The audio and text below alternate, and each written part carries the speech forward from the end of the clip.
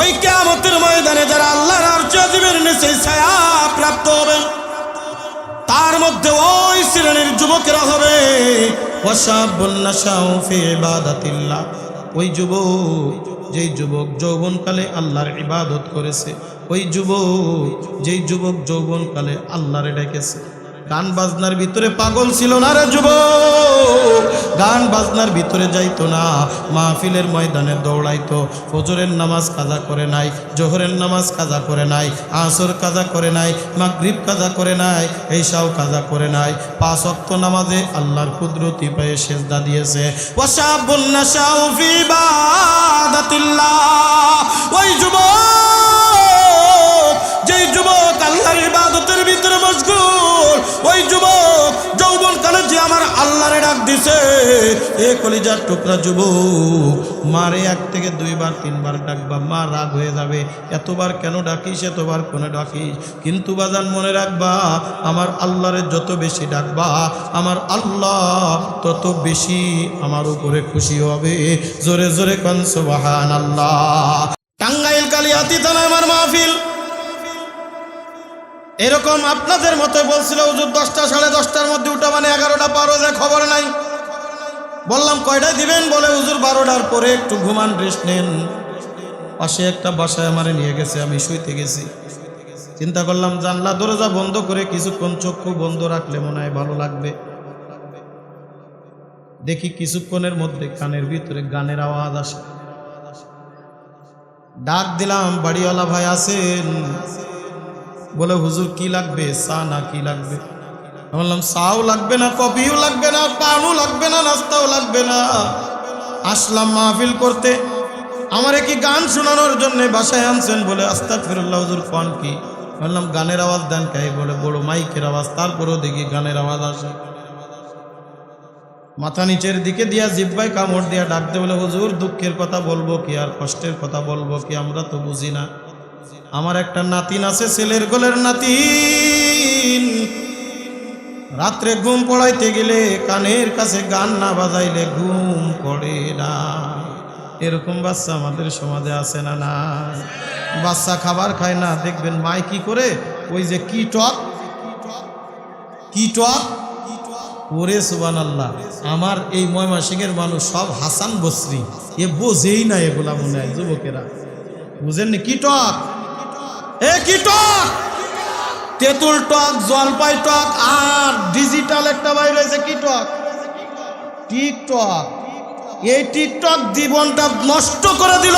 কথা কন ঠিক কি ঠিক না? এ কলিজার টুকরা যুবক, গত কয়েকদিন আগে দেখলাম শাশুড়ি জামার বাড়ি যে অনশন করে, অনশন বুঝেন না, কে পড়ে রয়েছে, কি অনশন? বলে তার সাথে বিয়ে না দিলে আমি যেতাম না। নাউজুবিল্লাহ কইলেন না? 2 বছরের সম্পর্ক, জীবনে কোনোদিন দেখা হয় না। বাড়ি হলো চট্টগ্রাম, মেয়ের বাড়ি চট্টগ্রাম, ছেলের বাড়ি গফরগাঁও। দেখবেন কিছুদিন পরে আইসা বাড়ির উঠোনের পরে নামে গেছে অমুকের সাল, অমুক আসনি। বলে কে? বলে আমি অমুক আসছি। বলে অমুকের সওয়ালের সাথে আমার 3 বছর ধরে পরিচয়। কিসে পরিচয়? বলে টকে পরিচয়। কি টকে? কথা কয় না, কি টকে পরিচয়? টিকটকে পরিচয়। আমি বড় অবাক হয়ে গেলাম, কলেজের টুকরা যুবক। কয়েকদিন আগে আমিও তো ফেসবুক চালাই, আমি আর ফেরেশতা তা না, চালাই, কিন্তু তোমাকে চালানো আর আমার চালানো পার্থক্য আছে। মনে করবা হুজুর ফেসবুক চালাও, তাহলে আমাদের মতো। আমার ফেসবুকে কোনো ফেরেন আলেম ছাড়া নাই। আমার ফেসবুকে ইন্টারনেট যেটা আমরা ব্যবহার করি, ভালো কাজেও ব্যবহার করা যায়, খারাপ কাজেও ব্যবহার করা যায়, সেটা আমার কাছে কথা কন ঠিক কি ঠিক না?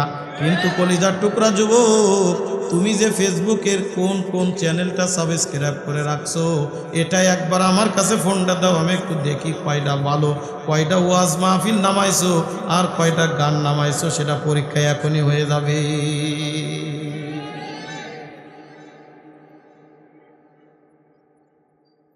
ফেসবুকে একটা হঠাৎ করে ভিডিও আসলো, মাত্র 14 বছরের একটা ছেলের সাথে 32 বছরের মায়ের সম্পর্ক। 14 বছরের সওয়াল মায়ের বয়স, কথা কয় না। খোঁজ নিয়ে ছেলের বাড়ি চলে আসছে, বাড়ি খুঁজে খুঁজে বাইর করছে, বাইর করে এবার ডাক দেখো অমুকের সওয়াল আসেনি বাড়ি। বলে কি ব্যাপার বলো? বলে আমার বাড়ি অমুক জায়গায়। বলে কি জন্যে আসছো? বলে আমার সাথে সম্পর্ক। বলে দেখছো নি কোনোদিন? বলে ফেসবুকের মেসেঞ্জারে পরিচয়, হোয়াটসঅ্যাপে পরিচয়, ইমুতে পরিচয়, টুইটারে পরিচয়, টেলিগ্রামে পরিচয়, টিকটকে পরিচয়। 13 বছরের সওয়াল কেবলমাত্র ক্লাস 6-এই পড়ে সামনে আইনেছে, আনো চুল দাড়ি কিছুই গজায়নি, মুখ চিপলি আনো দুধ বাইর হয়। বলে না না, তা আমি বুঝবো না, তুমি ছোট হও আর বড় হও, আমার সাথে সম্পর্ক করেছো, আমার সাথে তোমার বিয়ে করাই লাগবে। সমাজ নষ্ট করে ফেলা দিল। আমি বলি যুবকদের নষ্ট করার পিছনে 1 নম্বরে সব থেকে বড় ভূমিকা হলো বাবার মার। কথা বলেন ঠিক কি ঠিক না? বলবেন হুজুর বাবা মার দোষ কিভাবে? 1 নম্বরে মনে রাখবেন কথা, 1 নম্বরে মোবাইলটা কিনে দেছে কেডা? কথা কয় না? বাবা কিনে দেছে, অথবা বড় ভাই কিনে দেছে, অথবা মা কিনে দেছে। আপনার ছেলে কেবলমাত্র ক্লাস 5-এ পড়ে, তাও তো 20,000 30,000 টাকা হয় না। আইফোন 7 প্রো ম্যাক্স না কিনলেও হবে না, অমুক ম্যাক্স না কিনলেও হবে না, এইটা না কিনলেও হবে না, ওইটা না কিনলেও হবে না। দাম কত? কিষান বাবা জন বেচা খায়, পরের খেতে কামলা দিয়া খায়, 1,65,000 টাকা দাম। এ কলিজার টুকরা বাজান, আপনার মেয়েকে বলে এসএসসি পরীক্ষা দিল, এখনো বিবাহ হয় না, থাকে আপনার বাড়িতে, কেন অ্যান্ড্রয়েড ফোন আপনি কিনে দিলেন? আবার বাড়িতে নেট কিনতে টাকা লাগবে, খরচ হবে, এমবি বেশি খায়, এই জন্য দেখবেন 500 টাকা প্রত্যেক মাসে বিল দিয়া ওয়াইফাই লাইন আনলিমিটেড ফ্রি, খালি দিবা খালি চালাবার। মসজিদের ইমামের যদি 50 টাকা বেতন ধরা হয়, মাথায় হাত দিয়ে কয় ওরে সুবহানাল্লাহ, আমারে ধরেছো 50 টাকা, ঠিক মতো খাতেই পারি না, আর আমারে ধরেছো 50 টাকা। এদিকটা দেখবেন মাসের 1 তারিখে ওয়াইফাই বিল পরিশোধ, না হলে কালকে লাইন কাটিয়ে দিয়ে যাবে। কথা বলে না? 50 টাকা মসজিদের হুজুররা দিতে পারে না, ইমামের বেতন 5,000, তারপরে 6 মাস বাকি, আবার 500 টাকা প্রত্যেক মাসে ওয়াইফাই বিল দেয়, 250 টাকা আবার ডিশ লাইনের বিলও দিতে হয়। এ বাদে না যদি কিডনি বিক্রি করলেও এগুলা দেওয়া লাগে। আজকে আমার ইমান আর আমল কোথায় গেছে? কলিজার টুকরা বাজান রে, আপনি তো দাবি করতেছেন আপনার সন্তান বড় ভালো, আপনার সন্তান বড় পরহেজগার, ওই যে মোবাইল কিনে দিয়েছেন, রাত্রের অন্ধকারে কম্বলের নিচে ওই বালিশের উপরে মাথা লাগায়া, ওই যে লেপটা তোষক তার গায়ের ভিতরে জড়ায়া, ও যে কি দেখতেছে, কার সাথে কথা বলতেছে। বাজান রে, তুমি তো একটা বারের জন্যও খেয়াল করলা না। আমি বলবো যদি ওই সালে ওই মোবাইলের কারণে আল্লাহর জাহান্নামে যায়, এই কলিজার টুকরা যুবক কিয়ামতের ময়দানে ডাক দিয়ে বলবে, ওগো মালিক রব্বুল আলামিন, আমি জাহান্নামে যাব, আমি তো বদ আমল করেছি, আমি তো গুনাহের কাজ করেছি। ওগো রব্বুল আলামিন, আমার বাবা যদি ওই দিন একটু মাইরে যদি আমারে শাসন করতো, আমারে যদি একটু ফিরে আনতো, না তোর মোবাইল চলবে না, এইরকম যদি সব বাবা একটু কঠোর হয়ে যাইতো, তাহলে তো আমি হারাম কাজে লিপ্ত হতাম না, গুনাহের কাজে লিপ্ত হতাম না। আগে ওই বাবারে আমার সামনে হাজির করো, তার বুকের উপরে পাড়া দিয়া, তবেই আমি জাহান্নামে যাব। কথায় কথা চলে আসে কলিজার টুকরা যুবক, আজকের মাহফিলের মধ্যে আমার মনে হয় 80% যুবক দেখা যাচ্ছে। আলহামদুলিল্লাহ কন্যা 30 বছরের নিচে হাত কার, 30 বছরের নিচে কার বয়স আছে? হাত তোলো, নারে তাকবীর, হাত তুলে রাখো, হাত তুলে রাখো। 30 বছরের নিচেই বয়স, 30 বছরের নিচেই বয়স, 30 বছরের নিচে বয়স, হাত কার কার একটু উঁচা করো আর বলো নারে তাকবীর। তোমাদের থেকে একটা আওয়াজ দেখি, তোমাদের আওয়াজ বড় না মুরব্বীদের আওয়াজ বড়? নারে তাকবীর, নারে তাকবীর, 30 বছরের উপরে বয়স কার কার? হাত উঠান, জোরে জোরে হাত উঠান। 30 বছরের উপরে, মাশাআল্লাহ। আয় দেন, 2 হাত চড়েছে, একটারে ডবল দেখায়। আল্লাহু আকবার কন্যা, নারায়ে তাকবীর। নওজোয়ান যুবকের সংখ্যা বেশি। এ কলিজার টুকরা যুবক, কথায় কথা চলে আসলো তোমাদের সম্পর্কে। একটা কথা বলে যাই রে যুবক, আমিও তো তোমাদের মতো একটা যুবক। আল্লাহর নবী বলেন, ওই কিয়ামতের ময়দানে যেদিন আল্লাহর আরশে আজিমের ছায়া ব্যতীত আর কোনো ছায়া থাকবে না, ইয়াউমা লা জিল্লুহু, আল্লাহর আরশে আজিমের ছায়া ব্যতীত আর কোনো ছায়া থাকবে না। ওই কিয়ামতের ময়দান, যে কিয়ামতের ময়দানে সূর্য থাকবে মাথার 1 বিঘাত বা 1 হাত উপরে। আল্লাহর নবী বলেন, মানুষ ইয়া নাফসি করতে থাকবে, পাগলের মতো দিক বিদিকভাবে ছুটাছুটি করতে থাকবে। মানুষ পাগলের মতো হয়ে যাবে, সবাই দৌড়াবে মায়ের কাছে, বাবার কাছে, কেউ কারুর পরিচয় দিবে না, যার যার চিন্তা সেই করবে। আল্লাহর নবী বলেন, ওই কিয়ামতের ময়দানে আল্লাহর আরশে আজিমের ছায়া ব্যতীত আর কোনো ছায়া থাকবে না। আল্লাহর আরশে আজিমের ছায়া মানে এয়ার কন্ডিশন। জোরে কান আল্লাহু আকবার। এয়ার কন্ডিশন হয়ে যাবে। আল্লাহর নবী বলেন, ওই কিয়ামতের ময়দানে 7 শ্রেণীর লোকদেরকে আল্লাহর আরশে আজিমের নিচে ছায়া দিবে।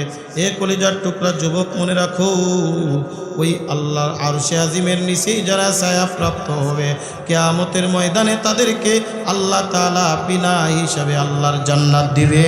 জোরে জোরে কান সুবহানাল্লাহ। বুজুর্গি কি নেহি हमको जरूरत, गुलाम अपना बना ले ऐ खुदाया, गुलाम अपना बना ले ऐ खुदाया, तू को जाओ सुन्नते अहमद को जा, बा मोहम्मद कई बुवद निस्बत तुरा, बा मोहम्मद कई बुवद निस्बत तुरा।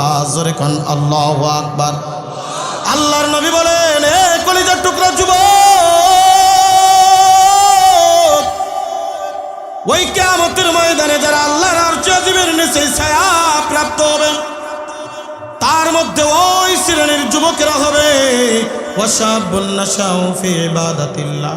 ওই যুবক, যেই যুবক যৌবনকালে আল্লাহর ইবাদত করেছে, ওই যুবক, যেই যুবক যৌবনকালে আল্লাহরে ডেকেছে। গান বাজনার ভিতরে পাগল ছিল না রে যুবক, গান বাজনার ভিতরে যাইতো না, মাহফিলের ময়দানে দৌড়াইতো। ফজরের নামাজ কাজা করে নাই, জোহরের নামাজ কাজা করে নাই, আসর কাজা করে নাই, মাগরিব কাজা করে নাই, ঈশাও কাজা করে নাই। 5 ওয়াক্ত নামাজে আল্লাহর কুদরতি পায়ে সিজদা দিয়েছে। ওয়াশাবুন নাশাউ ফি ইবাদাতিল্লাহ। ওই যুবক, যেই যুবক আল্লাহর ইবাদতের ভিতরে মশগুল, ওই যুবক যৌবনকালে যে আমার আল্লাহরে ডাক দিছে। এ কলিজার টুকরা যুবক, মারে 1 থেকে 2 বার 3 বার ডাকবা, মা রাগ হয়ে যাবে, এতবার কেন ডাকিস, এতবার কেন ডাকিস। কিন্তু বাজান মনে রাখবা, আমার আল্লাহরে যত বেশি ডাকবা, আমার আল্লাহ তত বেশি আমার উপরে খুশি হবে। জোরে জোরে কান সুবহানাল্লাহ। আল্লাহ আল্লাহ क्या मुबारक नाम है, अल्लाह अल्लाह आशिकों का काम है, अल्लाह अल्लाह क्या मुबारक नाम है, अल्लाह अल्लाह मोमिनों का काम है। माशूकों से क्या मजा है, अल्लाह अकबर, माशूकों से क्या मजा है, आशिकों से पूछियो, शाखे गुल में क्या मजा है, बुलबुलों से पूछियो, शाखे गुल में क्या मजा है, बुलबुलों से पूछियो। ए माय माशिकेर যুবক, আল্লাহর নবী বলেন, ওই যুবক, যে যুবক যৌবনকালে আল্লাহর ইবাদতের ভিতরে সময় কাটিয়েছে, মুয়াজ্জিন যখন আযান দিয়া দিছে, আল্লাহু আকবার আল্লাহু আকবার, মুয়াজ্জিন যখন আযান দিছে, হাইয়া আলাস সালাহ হাইয়া আলাল ফালাহ, ওই যুবক দুনিয়ার যত কাজে ব্যস্ত থাক না কেন, আর দুনিয়ার কাজের ভিতরে সময় দেয় নাই, দৌড়ায় মসজিদে চইলা গেছে। ওই যুবক আল্লাহর ঘরে সিজদা অবনত হয়ে মাথা মাটির সাথে লাগায়া ডাক দিয়ে বলছে সুবহানা রাব্বিয়াল আ'লা, সুবহানা রাব্বিয়াল আ'লা, সুবহানা রাব্বিয়াল আ'লা।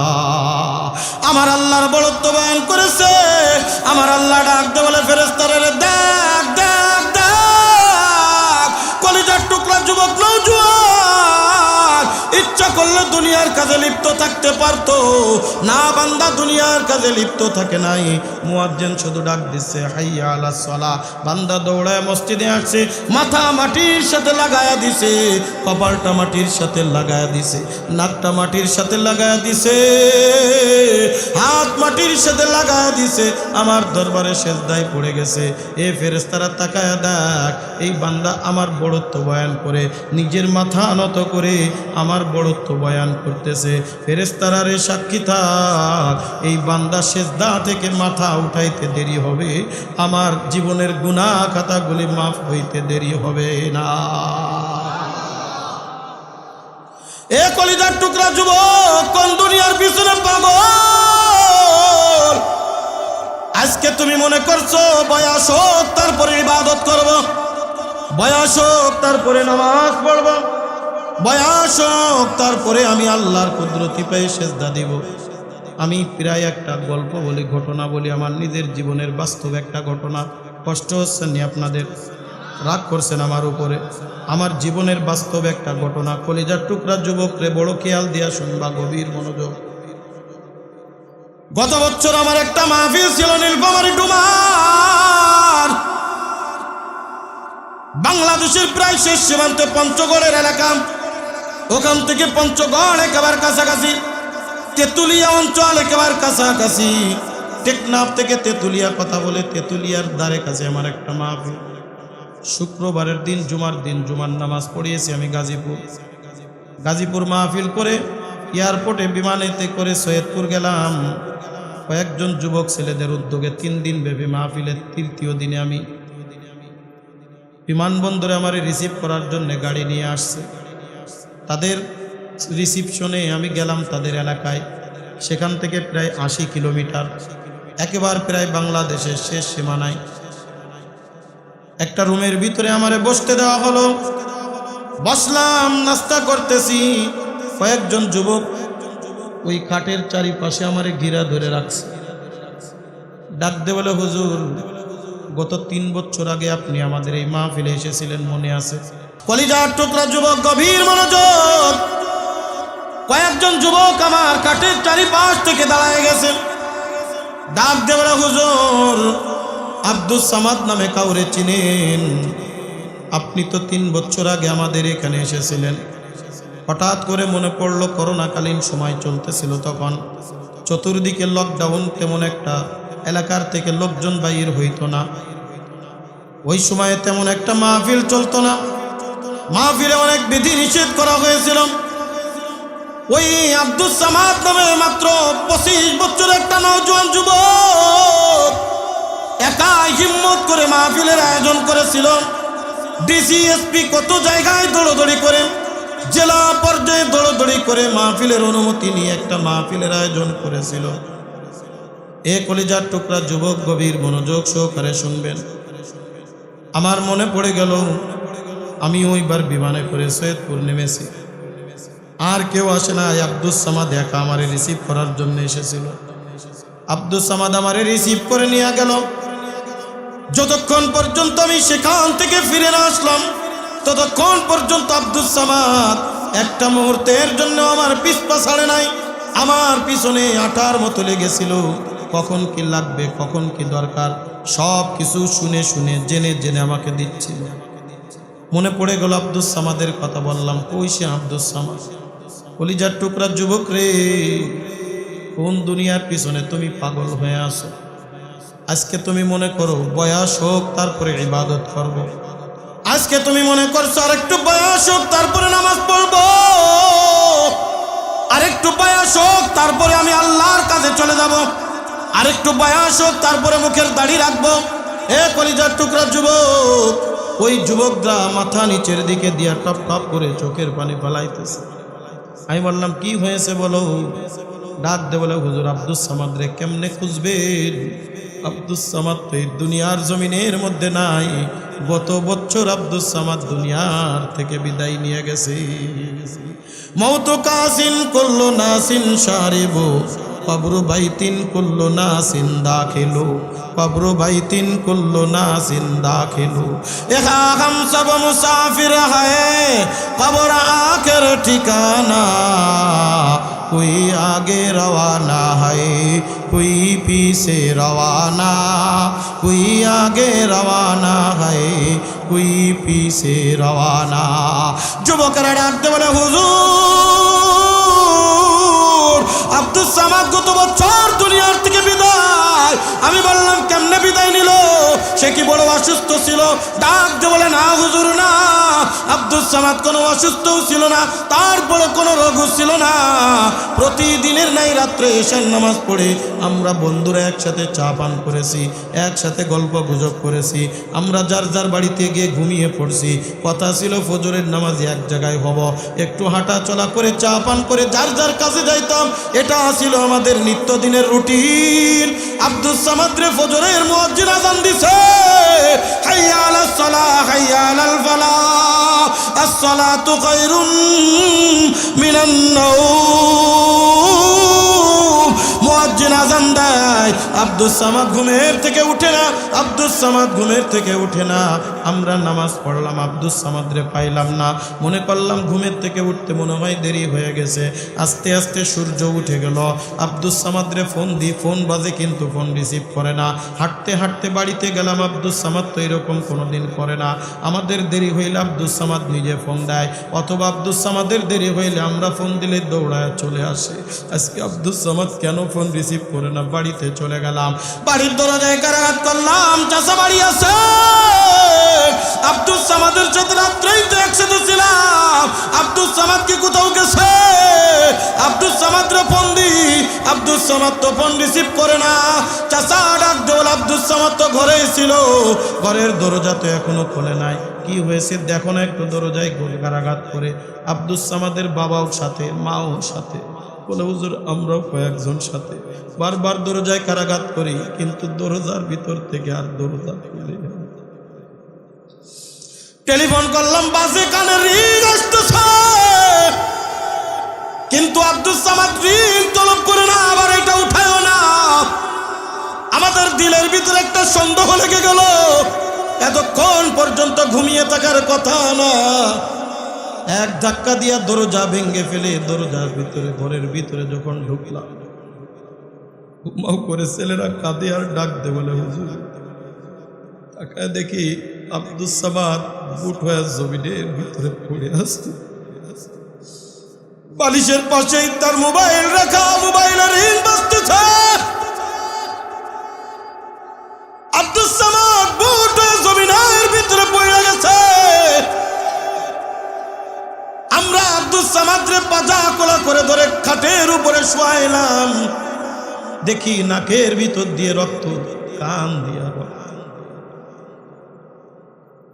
ঘুমের ঘরে আব্দুস সামাদ স্টক করে দুনিয়ার থেকে বিদায় করে চলে গেছে। কলিজার টুকরা যুবক, আমিও তো তোমাদের মতো একটা যুবক, পা দুখানি বাড়ায় দেবি চড়াইয়া ধরি। যদি বলেন হুজুর এই মজলিসের মধ্যে আমার পা জড়িয়ে ধরলে আমরা আজকের থেকে নামাজি হব, আজকের থেকে আমরা দাড়ি রাখবো, আজকের থেকে আমরা ইবাদত করব, আমি নুরানি তোর পা দুখানি জড়াইয়া ধরতে রাজি। তারপরও বলি ফের এই দুনিয়ায় যখন একবার আসছি রে বাজার, ওই যে শুরুতে আমি যেই কথাটা বলতেছিলাম, একবার যারা দুনিয়ার জমিনের ভিতরে আসছে, এই দুনিয়ার থেকে বিদায় নেওয়া যাওয়া লাগবে। কবে বিদায় নিব আমরা কেউ বলতে পারিনি রে বাজার। এ কলিজার টুকরা যুবক, এ আমার মুরব্বী বাবা যারা রে, চক্ষুটা বন্ধ করে একটু আশেপাশে তাকিয়ে দেখো। আমার আপনার বয়সী কত যুবক, কত মানুষ আজকে দুনিয়ার ভিতর থেকে অন্ধকার কবরে শুয়ে আছে। আমার থেকে অর্থ তার কম ছিল না, আমার থেকে টাকা পয়সা কম ছিল না, চেহারা ছবি কম ছিল না, কোনো দিক থেকেই তার অভাব ছিল না, কিন্তু আজকে তারা দুনিয়ার জমিনে নাই, অন্ধকার কবরের চাতক পাখির নাই তাকিয়ে আছে। অন্ধকার কবরে ডাক দে বলে, হে নুরুল ইসলাম, আব্দুর রহমান, আব্দুল করিম, আমিও যেরকম আসছি খালি হাতে, তুমিও চইলা যাওয়া খালি হাতে। কথা কোন ঠিক? সারা দুনিয়ার রাজত্ব করেছিল 4 জন ব্যক্তি, তার মধ্যে একজন ব্যক্তির নাম হলো বাচ্চা ইস্কেন্দার, কোরআনের ভাষায় যার নাম হলো বাচ্চা যুলকারনাইন। সূরাতুল কাহফের মধ্যে আল্লাহ পাক রব্বুল আলামিন এই বাচ্চা ইস্কেন্দার, বাচ্চা যুলকারনাইন সম্পর্কে আলোচনা করেছেন। কত বড় ক্ষমতার মালিক ছিল আল্লাহ পাক রব্বুল আলামিন। কুরআনুল কারীমে সূরাতুল কাহফ 16 নম্বর পারার 1 নম্বর পৃষ্ঠা আল্লাহ পাক রব্বুল আলামিন এই বাচ্চা ইস্কেন্দার, বাচ্চা যুলকারনাইনের কথা ঘোষণা করেছেন।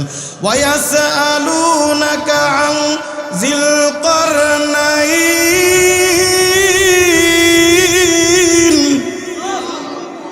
কুল সাতুলু আলাইকুম মিনহু যিকরা ইন্না মাক্কান্না লাহু ফিল আরদি ওয়া আতাইনাহু মিন কুল্লি শাইইন সাবাবা। আল্লাহ পাক রব্বুল আলামিন বলেন, এ নবী, আপনার কাছে বাচ্চা যুলকারনাইন সম্পর্কে আলোচনা করবে, সওয়াল করা হবে, প্রশ্ন করা হবে। আপনি বলে দিন আমি তাদের সম্পর্কে তোমাদেরকে বলছি। আল্লাহ পাক সারা দুনিয়ার রাজত্ব করেছিল 4 জন ব্যক্তিকে, তার মধ্যে কোরআনের ভাষায় একজনের নাম হলো বাচ্চা যুলকারনাইন।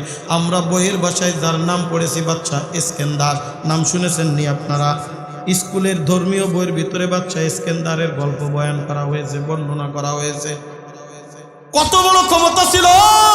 পৃথিবীর এক প্রান্ত থেকে অপর প্রান্ত আল্লাহ পাক তার ক্ষমতার অধীনে করে দিয়েছিলেন।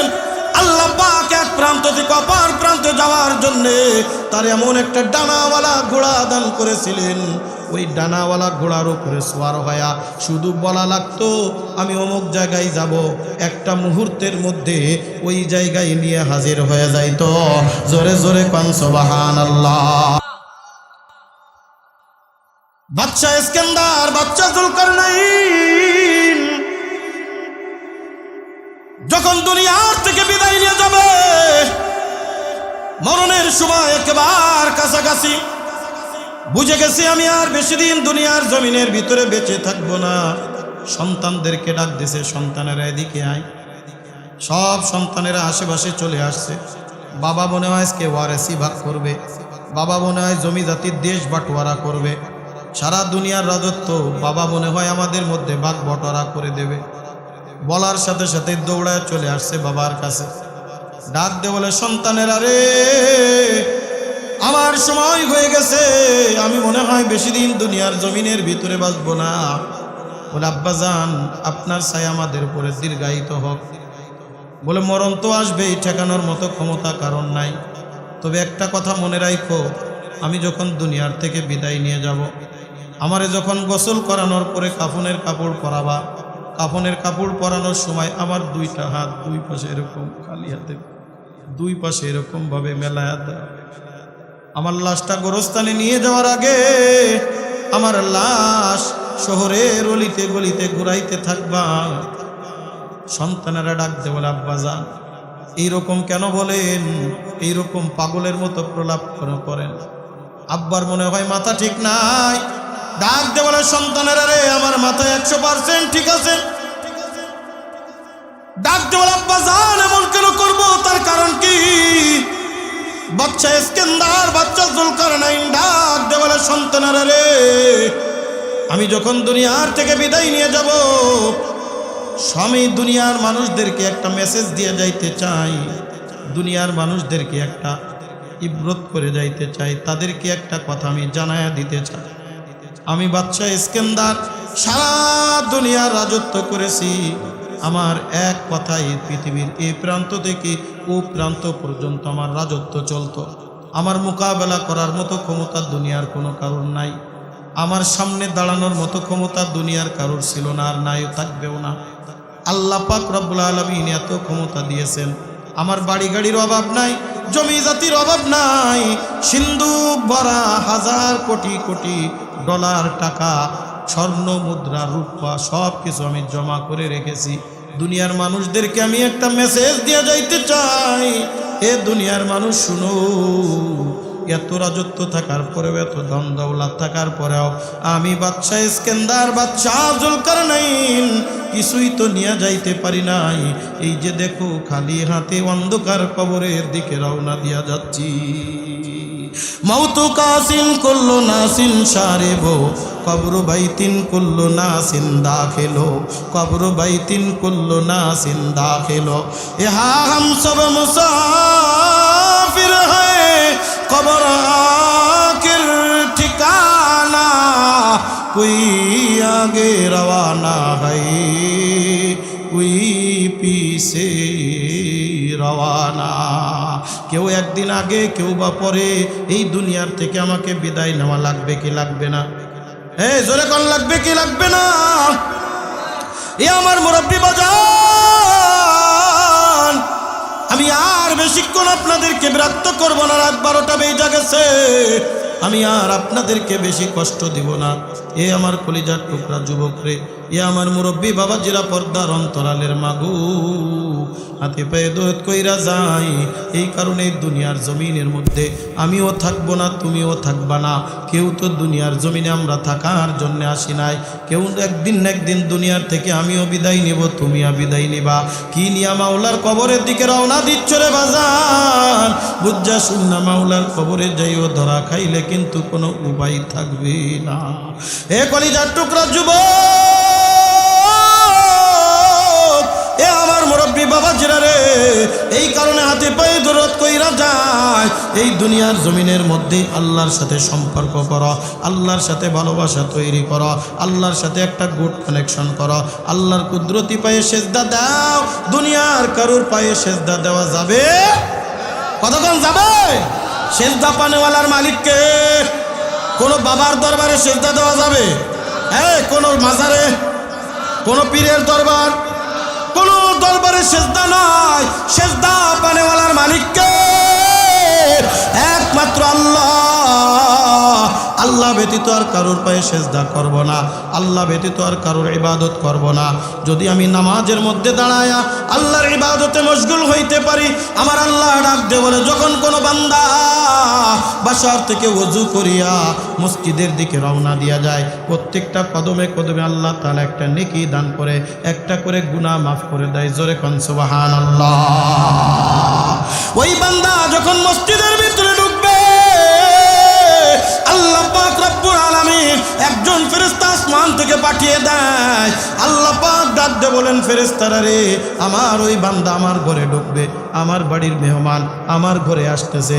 এই বান্দা গুনাহ খাতা যা করেছিল, এই গুনাহ নিয়া যদি বান্দা মসজিদের ভিতরে আসে, আমি আল্লাহ গুনাহ তো পছন্দ করি না। সুতরাং আমি আল্লাহ এই বান্দার গুনাহ নিয়ে মসজিদে আসতে দেখতে চাই না। ফেরেশতা যা যা, ওই বান্দা জীবনে যত গুনাহ করেছে ওই গুনাহ খাতাগুলি তার মাথার থেকে নিয়ে তোর মাথায় নিয়ে আনে। জোরে কন্যা আল্লাহু আকবার।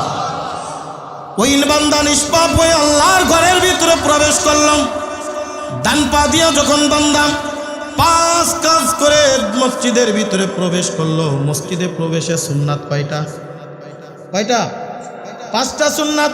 আমরা তো শুধু মসজিদে গেলে পড়ি কি আল্লাহুম্মা, কি বলে আল্লাহুম্মা ইফতাহলি আবওয়াবা রাহমাতিক, এই দোয়া পড়ি।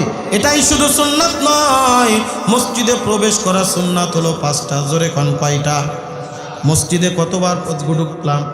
এ মুরব্বী বাবা, দেখতে দেখতে চুল দাড়ি পাকায় গেছে, একটা দিন কি সুন্নাত মোতাবেক মসজিদে ঢুকতে পারছো নি? কেমনে আমার আল্লাহ গুনাহ মাফ করবে? কেমনে আমার আল্লাহ তোমারে মাফ করবে? মসজিদে ঢুকাই শিখলাম না, কিন্তু কিভাবে হারাম কাজ করা যায় সব আমি শিখলাম। কথা বল ঠিক কিনা? আল্লাহর নবী বলেন, 5টা সুন্নাত মেনে তুমি মসজিদের ভিতরে প্রবেশ করো। 1 নম্বরে মসজিদে যখন তুমি প্রবেশ করবা, 1 নম্বরে তুমি মনে মনে নিয়ত করবা, আমি ইতিকাফের নিয়তে মসজিদে প্রবেশ করছি। কি নিয়ত? কথা কয় না, কি নিয়ত? ইতিকাফের নিয়তে আমি মসজিদের ভিতরে প্রবেশ করছি। 2 নম্বর, তুমি ডান পা দিয়া প্রবেশ করবা। 3 নম্বর প্রবেশ করার সময় তুমি বিসমিল্লাহ বলে প্রবেশ করবা। 4 নম্বরে প্রবেশ করার সময় রাসূলের পরে দুরূদ পাঠ করবা। 5 নম্বরে হলো এই দোয়া পড়বা, আল্লাহুম্মা আফতাহলি আবওয়াবা রাহমাতি। আমরা 5 নম্বরটা করি, আগে 4টা করি, আসেনি? এ কলিজার টুকরা যুবক, দুনিয়ার কত কিছু শিখলা, দুনিয়ার কত কিছু তোমার আয়ত্তে। আল্লাহর ঘরে কেমনে যাব এটাই আমি আপনি জানি না। এই কারণে ফুকায়ে ইকরাম, মুরব্বিয়ানে ইজাম, যারা উলামায়ে কাদিম, বুজুর্গ উলামায়ে ইকরাম একটা সুন্দর সূরাত করেছেন। একটা যেহেতু নিজের মনের ব্যাপার, মসজিদে যখনই আমি ঢুকবো নিয়ত করব ইতিকাফের নিয়তে। এই অবস্থায় যদি আমি দুনিয়ার থেকে বিদায় নিয়ে যাই, আল্লাহর নবী বলেন ইতিকাফ অবস্থায় যদি কোনো ব্যক্তি দুনিয়ার থেকে বিদায় নাই, শাহাদাতের মর্যাদা নিয়ে দুনিয়ার থেকে বিদায় নিবে। মনে মনে নিয়ত করে এবার দোয়া পড়বেন, বিসমিল্লাহি ওয়াসসালাতু ওয়াসসালামু আলা রাসূলিল্লাহ। পড়েন বিসমিল্লাহি, এই জোরে পড়েন না, বিসমিল্লাহি ওয়াসসালাতু ওয়াসসালামু আলা রাসূলিল্লাহ, আল্লাহুম্মা আফতাহলি আবওয়াবা রাহমাতিক। বিসমিল্লাহ হয়েছে কি হয় নাই? হ্যাঁ, বিসমিল্লাহ পড়লাম না? বিসমিল্লাহি মানে কি? বিসমিল্লাহ পড়লাম, ওয়াসসালাতু ওয়াসসালামু আলা রাসূলিল্লাহ, তার মানে রাসূলের পরে দুরূদ পাঠ করলাম। 5 নম্বর যেটা ছিল দোয়া পড়া, আল্লাহুম্মা আফতাহলি আবওয়াবা রাহমাতিক। তাহলে মসজিদে প্রবেশ করার দোয়া কি শুধু আল্লাহুম্মা না, আগেতে আছে? মুখস্থ করবেন ইনশাআল্লাহ। মসজিদের ইমামকে এই মসজিদ আশেপাশে, মাশাআল্লাহ, আলহামদুলিল্লাহ, আমার মুরব্বী বাবা, মসজিদের ইমামের কাছ থেকে না পারলে শিখে নেবেন। বিসমিল্লাহি ওয়াসসালাতু ওয়াসসালামু আলা রাসূলিল্লাহ, আল্লাহুম্মা আফতাহলি আবওয়াবা রাহমাতিক বলে ডান পা দিয়া মসজিদের ভিতরে ঢুকবেন। আল্লাহর নবী বলেন, নিষ্পাপ বান্দা হইয়া ওই বান্দা মসজিদের ভিতরে প্রবেশ করলো। এইবার বান্দা যখন মসজিদের ভিতরে গিয়া নিরিবিলি বসে থাকলো, 5 মিনিট সময় আছে, দুনিয়ার গল্প করে না। আমাদের কি হয়, এসে দেখে 10 মিনিট আছে, দেখবেন মাছ বাজারের চেয়ে বেশি খারাপ হয়ে যায় মসজিদের জায়গা। কথা কয় না? আপনাদের এই গফর গায়ে মনে হয় নাই। এ জিজ্ঞেস করবে, তুই আজ বুইতে কি রুইছো? ও বলবে কি করছো? এ বলবে, দেখবেন একজন আর একজনের গল্পের ঠেলায় একজন লোক এসে 2 রাকাত সুন্নাত পড়বো, সুন্নাত পড়তে পারে না। ও যদি কিছু কয়, সুন্নাত পড়তেছি, কয় সুন্নাত বাইরে বারান্দায় পড়তে পারো না। ওনার মসজিদ বানাইছে গল্প করার জন্য, এটাই মনে হয়। আছে না নাই? এইগুলো সবচেয়ে বেশি করে হলো এক শ্রেণীর মুরব্বী বাবা, খাইয়ে দিয়ে কোনো কাজ নাই, আজান দেওয়ার সাথেই দেখবেন মসজিদে যাবে, যাই এবার কার খুদ ধরবে, কার সাথে গল্প করবে, এই নিয়ে টেনশনে পড়ে থাকে। রাগ করেন না বাবা, আমার কি আছে না? আল্লাহর নবী বলেন, না না, ওই বান্দা মসজিদের ভিতরে গিয়া যদি দেখে নামাজের এখনো 5 মিনিট 10 মিনিট বাকি আছে, 5-10 মিনিট যদি সে নিরিবিলি বসেও থাকে, কোনো ইবাদত না করে, আল্লাহর নবী বলেন, যদি সেজদা দিয়ে আল্লাহর দরবারে ইবাদত করলে যেই পরিমাণ সওয়াব, শুধু বসে রয়েছে কিছুই করে নাই, আল্লাহ তাআলা নামাজে পড়লে যেই সওয়াব ছিল ওই পরিমাণ সওয়াব তার আমল নামায় দেয়া দিবে। ওই বান্দা যখন নামাজে দাঁড়া যাবে, ওই বান্দা যখন আল্লাহু আকবার বলে তাকবীরে তাহরিমা বানবে, আমার আল্লাহ একটা চিৎকার মেরে ওঠে, ফেরেশতারা ডাক দে বলে, আল্লাহ আপনি এরকম চিৎকার করলেন কেন?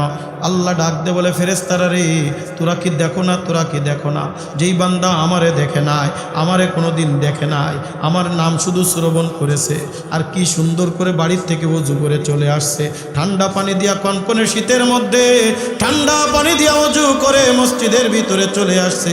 যখন যুবকেরা পর্যন্ত কেমন কম্বলের নিচে, কাঁথার নিচে ঘুমানো, মুরব্বী বাবা এখনো ঠান্ডা পানি দিয়ে ওযু করে মসজিদে চলে আসছে। শুধু মসজিদে আসছে তাই না, তাকায়া দেখ, তাকায়া দেখ, অন্য কাউরে বড় বলে নাই, বড় বলেছে কারে? আরো জোরে কন্যা কারে?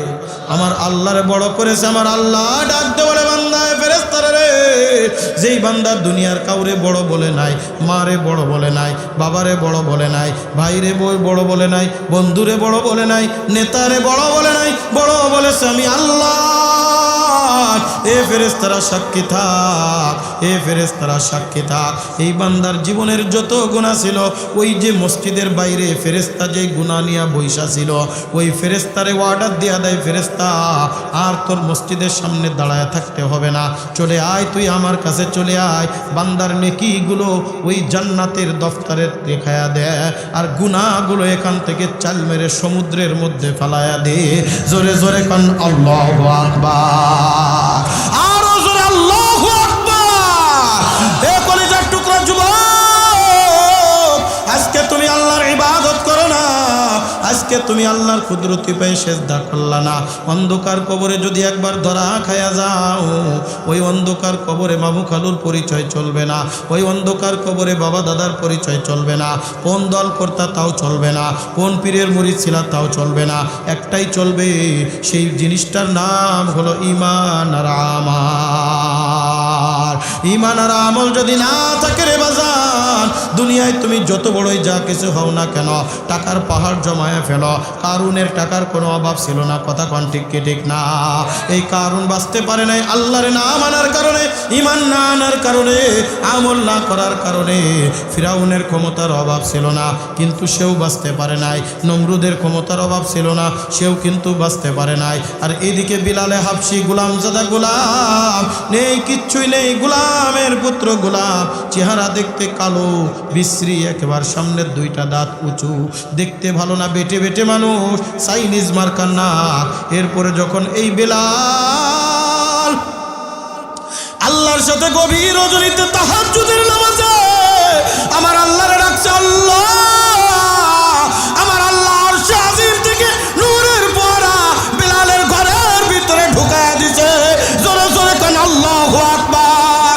মেরাজের রজনীতে আল্লাহর নবী সাল্লাল্লাহু আলাইহি ওয়াসাল্লাম জান্নাত জাহান্নাম ভ্রমণ করেছেন। ওই জান্নাতে ঢুকতে যাবে, হঠাৎ করে দেখে কার পায়ের খড়মের আওয়াজ পাওয়া যায়, কার যেন পায়ের খড়মের আওয়াজ পাওয়া যায়। আল্লাহর নবী তাকায় দেখে বেলালের পায়ের খড়মের আওয়াজ পাওয়া যায়। আল্লাহর নবী মেরাজ থেকে আসলেন, ডাক দে বলে, বেলাল, তুই এমন কি আমল করো যে আমলের কারণে আমি নবী যখন জান্নাতের এলাকায় ভয় পাচ্ছিলাম একা একা, আর কেউ নাই, আর কেউ নাই, হঠাৎ করে দেখি তোর বেলাল তোর পায়ের খড়মের আওয়াজ আমার দিলের ভিতরে একটা সাহস জোগায়া দিল। আমার আগেই তোরকে আল্লাহ তাআলা কুদরতিভাবে জান্নাতের ভিতরে দিয়া দিছে।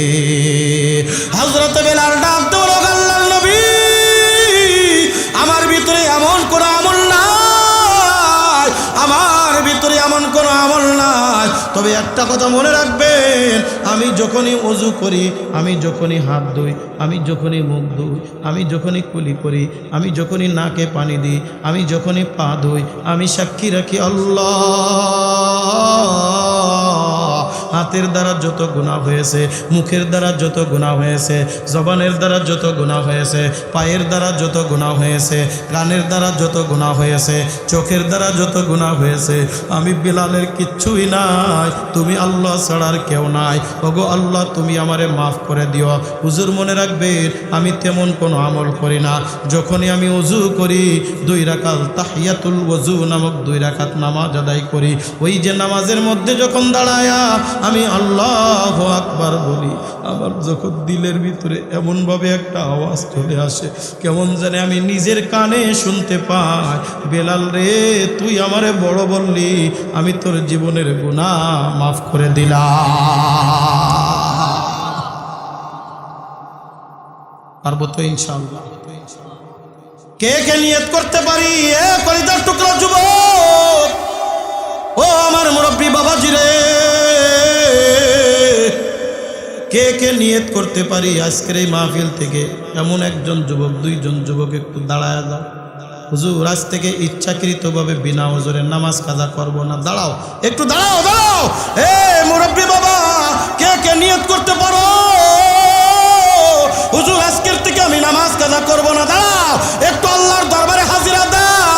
নিয়ত করলে গুনাহ হবে না, আমার আল্লাহ কবুল আর মঞ্জুর করে নেন, বলেন আমিন।